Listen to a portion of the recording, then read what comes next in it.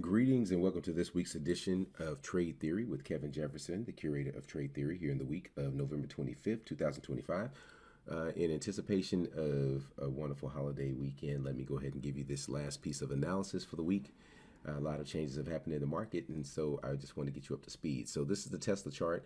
I have not a lot of new information on here. Our 4-hour price target was hit, and it has become more of a point of support for price, and so price could possibly get back up to the roughly 437.84 areas thereabouts before I'd be looking for another sell opportunity, and then I'd readjust my day one daily take profit point that I set on the 25th. So one target was hit. I'm looking for a pullback and a possible continuation lower.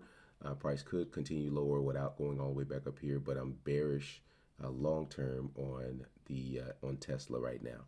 Okay, moving on to Bitcoin. So we've seen the major move in Bitcoin, and this chart shows what the kind of the new analysis looks like. So this green line is where our take profit was from when we sold Bitcoin and took profit. Now we're in a downward trend, and so I have a couple of pullback points, one from the day, roughly 91,114, and then another one up here in the 99,029 area.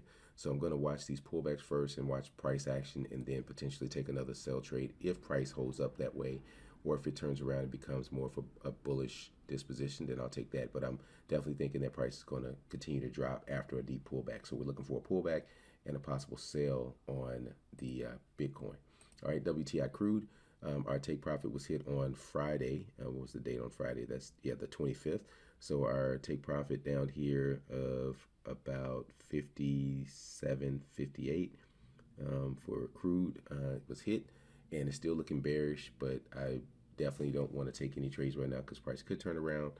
So I'll let this continue to play out further down below this inflection point right here at the roughly 56,631 before taking another trade. So we'll see. But our WTI crude has hit our target. Okay, going on to the US 30. Looking at the US 30, we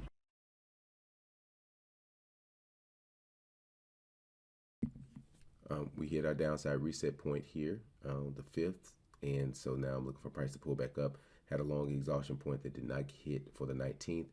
Also have a 4-hour max pullback point up here in the same area, in the 47.481 area.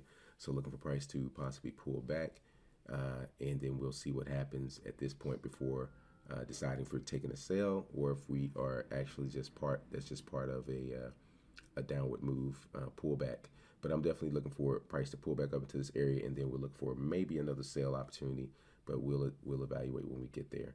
NASDAQ 100, what we're looking at is price is pulled deeply through our reset point, and it did miss, or it kind of spiked through our possible long exhaustion point, and I have a long reversal area of interest up here as well, meaning that that's maybe where I'd watch for price to turn around on a lower time frame to see if it's reversing at the 25,197.5 area. So now this price did not close below here last week, which is I was looking for. So this is still technically bullish. It's actually, this close right here is higher than this close from the 19th. So this is actually bullish. So we look for this. That's why I have that long reversal possible area of interest there. We'll observe price to see what it does here in the coming days. So nothing to do here on NASDAQ as well.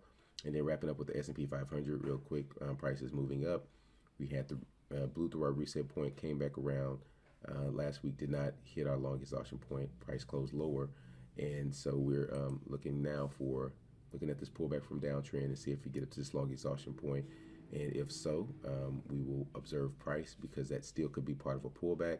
And if price does close above, let's say, the 68.4702 area, then we seriously consider going ahead and looking for a long opportunity off of a pullback. But right now, we're just waiting for price to hit these exhaustion points and pullback points to see what price may want to do in the coming days. As I said last week in last week's video, I think this is a very specific and interesting and important time for the markets, in the sense that I think what will happen over the next several weeks will give a determination of how we start 2026, the first quarter of 2026, whether it's bearish or bullish. So definitely pay attention. You don't have to take action, but you need to be paying attention so you can take action when the time is right.